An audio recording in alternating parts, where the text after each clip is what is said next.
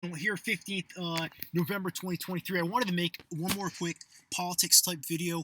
I don't want to oversaturate social media with my videos on this. However, I had mentioned how I agree with some things that our national representatives, Senator Sullivan, Lisa Murkowski, Patel has her feet are in the water, but she hasn't been swimming as much as these guys. But in terms of their policy and their stance, like I wanted to highlight a couple things I agree with to not just sound like a hater. Senator Sullivan is working with Senator Ted Cruz on an immigration type bill, and I'm very, we have a real problem with an open border, so I 100% applaud him and agree with that.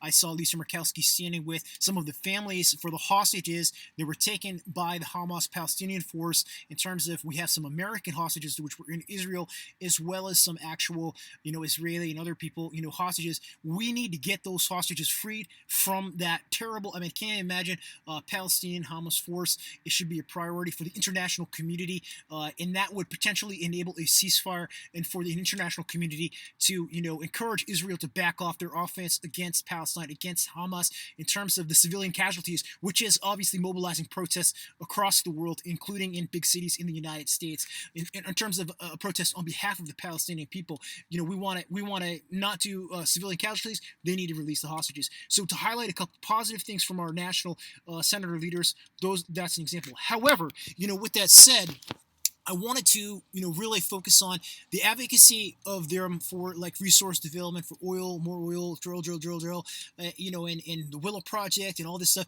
There's a double speak aspect to it because, they always say, well, it's energy independence is what this is going for, and just like national security and just like American independence, we're getting our oil.